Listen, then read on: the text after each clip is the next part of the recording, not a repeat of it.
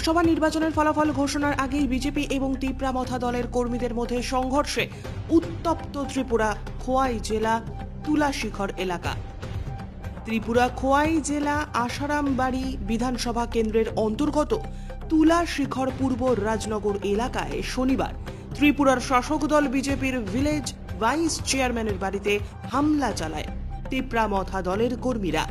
তার আগেও শুক্রবার তিপ্রামথা দলের দুটি দলীয় অফিস ভাঙচুর হয়েছিল বলে অভিযোগ উঠে আসে। এদিনের হামলায় আক্রান্ত হন বিজেপির ভিলেজ ভাইস চেয়ারম্যানের গর্ভবতী স্ত্রী এবং তার ভাই। এই ঘটনায় পুলিশের বিরুদ্ধে বিস্তর অভিযোগ করেন বিজেপি নেতা তথা ভিলেজ ভাইস চেয়ারম্যান।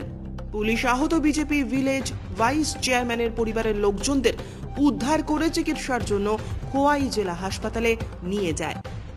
কিন্তু কি কারণে তিপ্রামথা দলের কর্মীরা বিজেপি ভিলেজে ভাইস চেয়ারম্যানের বাড়ির পরিবারের লোকজনদের ওপর এ ধরনের আক্রমণ করেছে তা এখনো জানা যায়নি।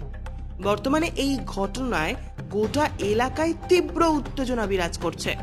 ঘটনাস্থলে বিশাল পুলিশ বাহিনী মোতায়েন করে রাখা হয়েছে। এরপরে সকালে খোলার পরে তারা 10টার সময় আয়া আমার বাড়ি এসে সব বাংপুর বাড়ির কি সুস্থ নাই, অথচ আমার বাড়িতে স্ক্রেপগুলো আছে রাবার সিট প্রায় 40 থেকে 50 কেজি, এটাও সব লয়ে গেছে গা, বাড়ির কি সুস্থ নাই। এরপরে আমার বাইরে দা দিয়ে মারছে। এরপরে আমার বোন তো প্রেগনেন্ট 8 মাস, আর 1 মাস বাকি আছে। এটার উপরে পেটে লাঠি দিয়ে থাপড় মাইরে সেরা তোমরা দেখো ওখানে আমার পুরো অবস্থা দেখো। কমসে কম আমার বউয়ের ছেড়ে দিতে যাই, আমার ভাই আসছে, আমার ভাই তো এমপ্লয় করতেছে। বোর নাম? আমার বোর নাম সুইটা দেব। ভাইয়ের নাম? ভাইয়ের নাম সন্দেহ, মানে ওই কম্পিউটার মাস্টার করতেছে। আর মারছে কে কে? মার্সে ত্রিপুরামথা লোক মারছে। এগুলো যে তারা যে আমাদের যে এলাকা তারা যে ব্লক প্রেসিডেন্ট ফকেশ দেবনা, তাই নিয়ে নিজস্ব গাড়ি দেখছে, তাই নিজস্ব আছে সামনে যারা তারা লোকে না, তারা থেকে একটু দূরে সামনে আছে 1 নম্বর ভূপেন্দ্র দেববর্মা। এরপরে ওই সমর্থনের জনের লেগে আমরা গ্রামে প্রচার করছি।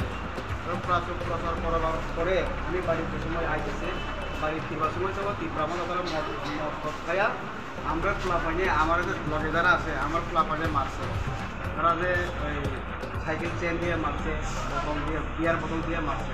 তারপর মারার পরে আমারও তারা মারবার লাগার চেষ্টা করছে, কিন্তু আমি বাগিয়ে গেছে। একজনের করে আমি ঢুকিয়ে গেছি আনছে, তারা আসামের লোক আনিয়ে এইসব আমার বাড়ি তোমরা বুঝতে নাই।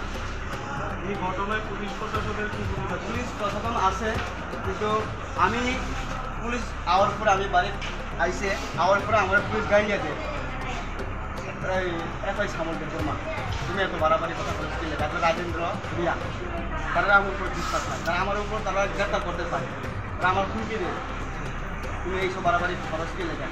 তা পুলিশের দায়িত্ব থাকে তো না যে সবাই বাড়ি সকাল থেকে রানিং দিক আছে, এর সামনে এই ঘটনা করছে, এফআই সামলদের আমার সামনে এই ঘটনা করতেছে, মানে কিছু রিয়াকশন নাই।